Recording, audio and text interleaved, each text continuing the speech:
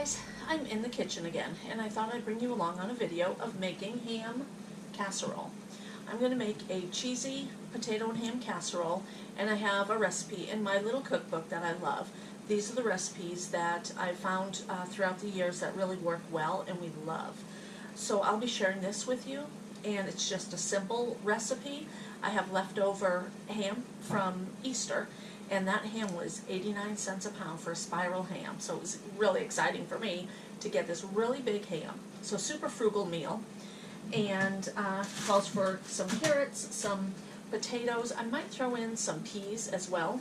One of the reasons why I want to make this cheesy ham casserole is I'm going to put some in the freeze dryer. If you haven't seen any of my videos on the freeze dryer, definitely check them out.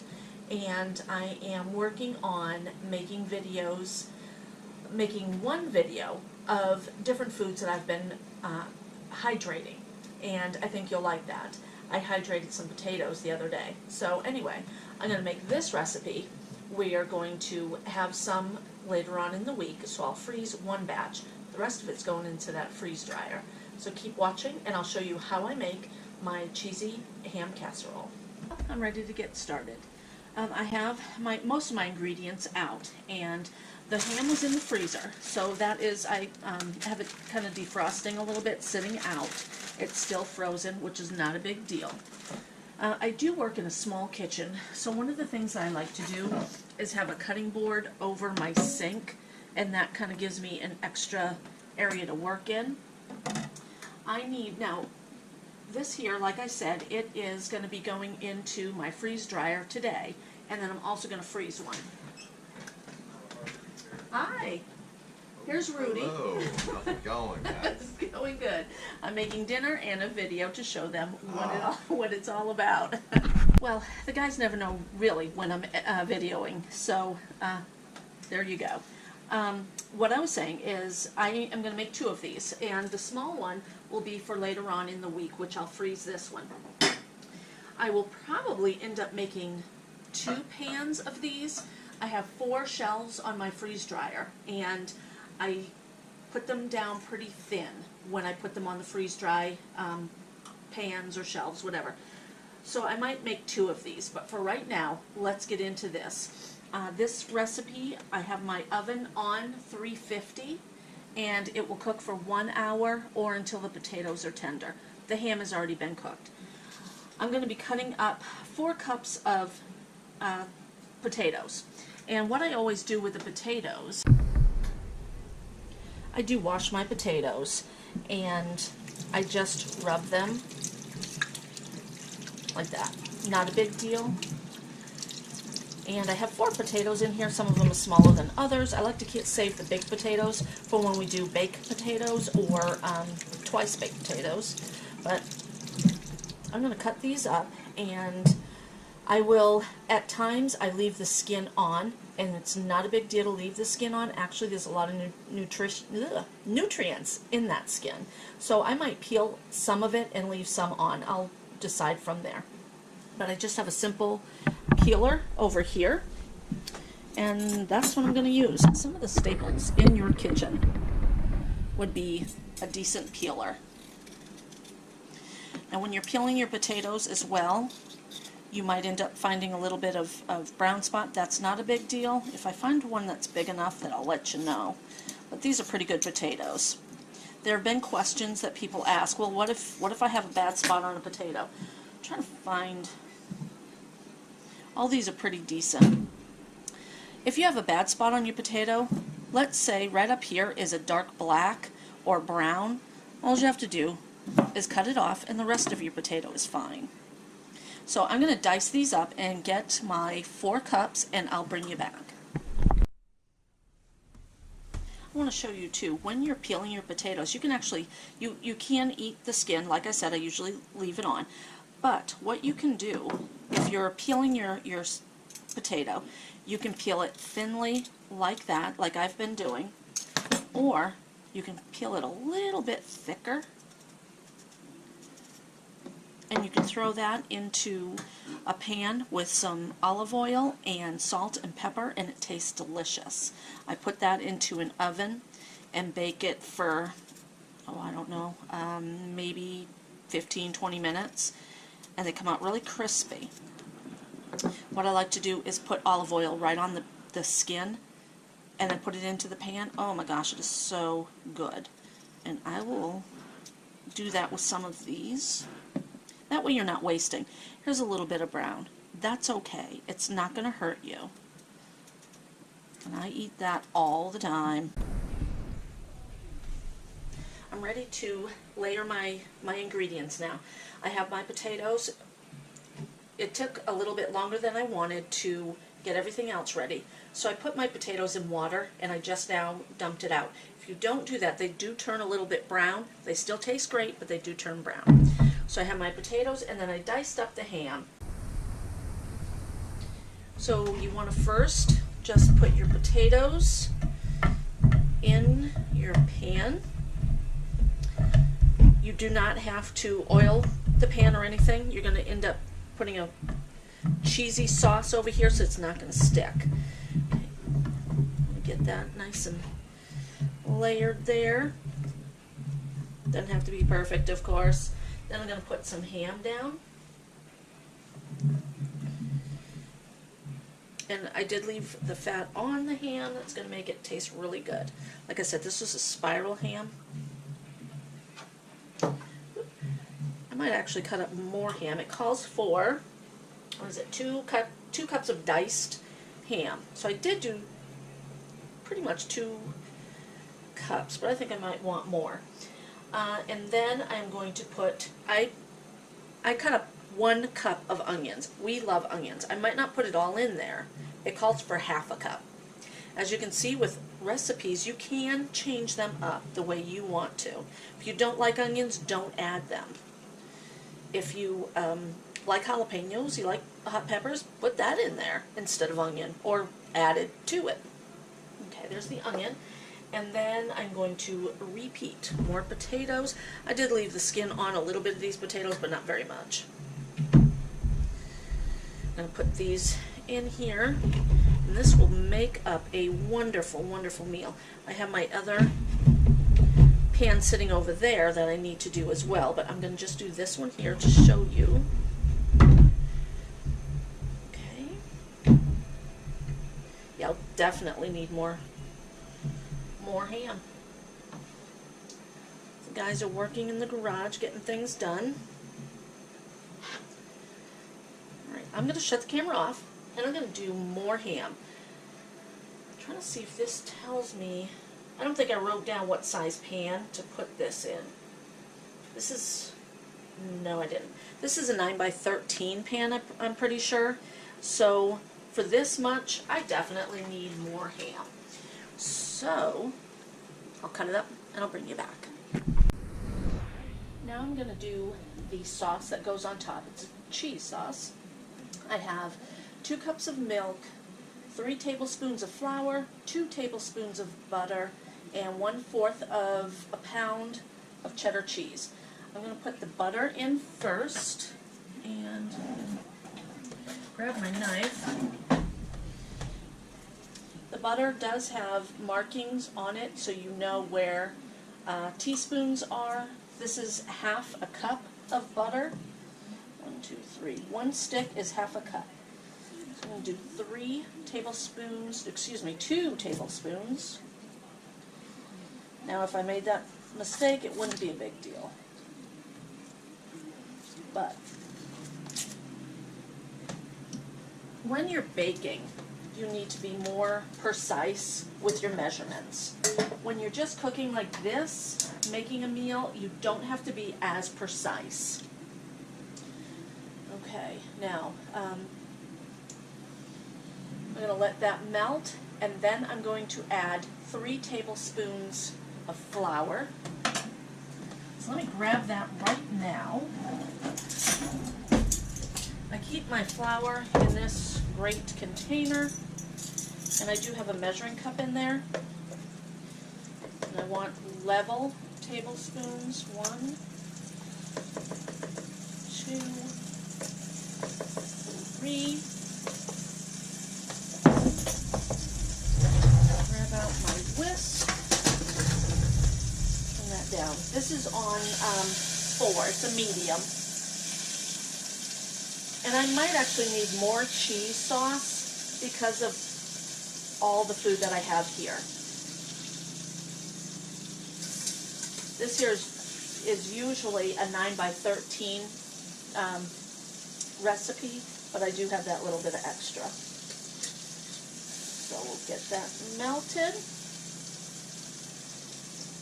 And I think I'm going to add my milk first and then the flour.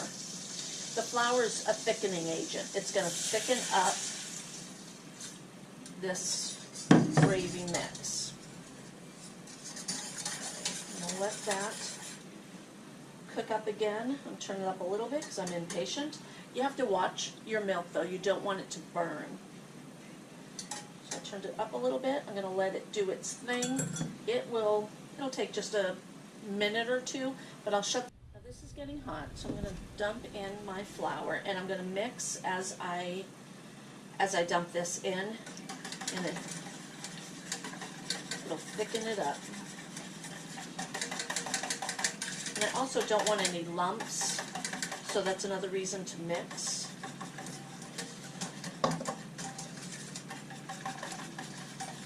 Mix it around. I'm going to turn up the heat.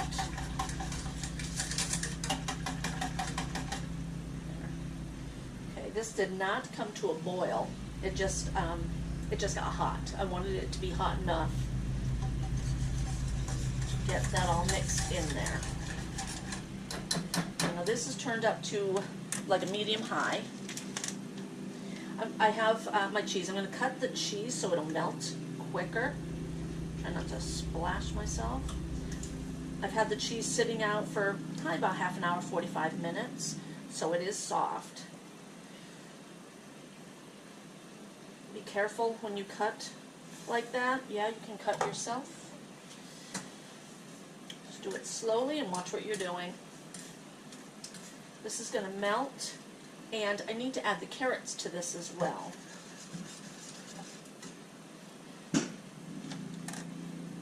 I'll let that melt, and I'll bring you back.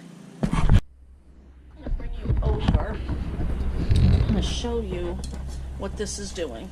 The cheese chunks are still in there, but they are melting. This is thickened up, not only because of the flour, but also because of that cheese. And did I say that is mild cheddar? The cheese I got from Aldi. It was, I think, $1.77. This is a frugal meal, as I said before. The meat is left over. I'm going to turn this down. The meat is left over from Easter, and I still have a ton of meat in my freezers, a ton of ham. The potatoes are a 10-pound bag for less than $5. Having that looking good. And I'm going to add my carrots. I don't want this one.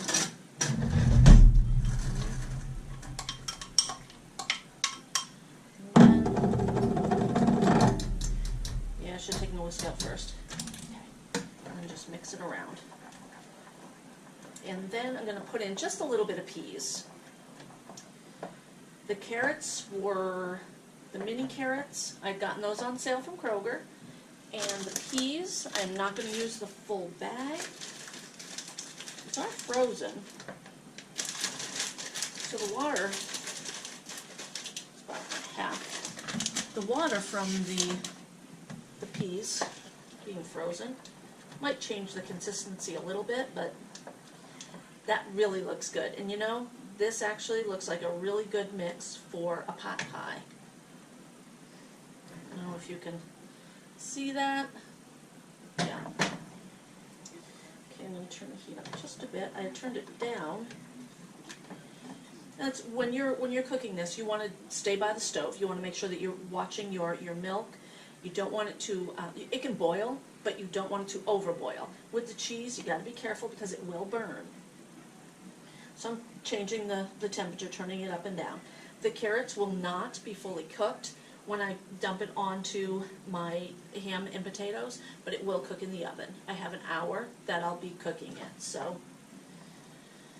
Alright guys, I am going to pour this, and I'm going to start over here, because I can make another batch if need be. I might need to. Oh, part of the cheese didn't melt. Yeah, you know what, guys? Some of the cheese has not melted, so let me put it back on here. Which again, that too isn't a great big deal. However, I do want all my cheese to melt and not be just a clump of cheese right there. So let me warm this up a little bit more. I will make another cheese sauce to put on this one here.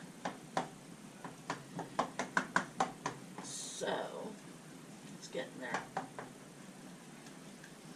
Okay, the whole process, if I'm not making a video, this is a pretty quick meal. You know, cutting up things, I usually don't use all the bowls and the measuring devices. That's what I did just to make this video. But you could probably whip a small one out, or one of these big ones out within 20 minutes, and then baking time, of course, is an hour. So it's simple. It's simple cooking. It's home cooking. And it's frugal. And actually, you know what? If you had a little helper in the kitchen, they could help as well. Kids do like to cook in the kitchen. They can help you measure things. Okay. All right. I'm going to finish dumping this over this. Oh, this is so good. At the end of the video, I will try some of this and let you know how good it really is. There. You know, we're having chicken and twice baked potatoes for tonight's dinner. I bet Rod will want this. I might be freezing the chicken. And you can freeze twice baked potatoes. So there, the cheese sauce is in there. I am going to put a pan under this on the lower shelf, because I think that the cheese is going to bubble over. I want to get it into that little hole. Okay.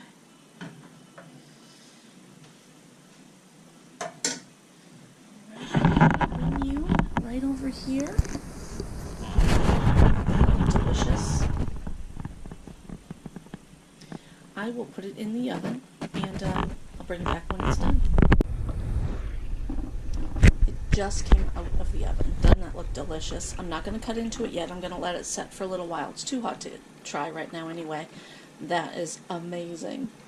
This here small one, I didn't brown it as much because it will go in the freezer. I'll brown this when I cook it up, probably on Wednesday. That looks delicious.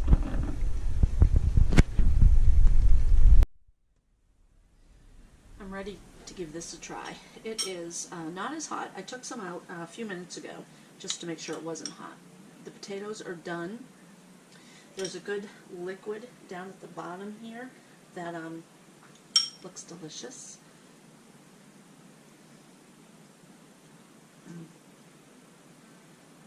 That is really good. Still a little hot. The peas cooked up fine. Let me try the carrot.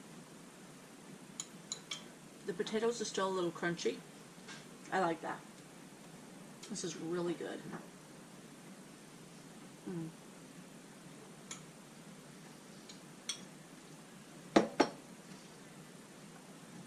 The ham is wonderful.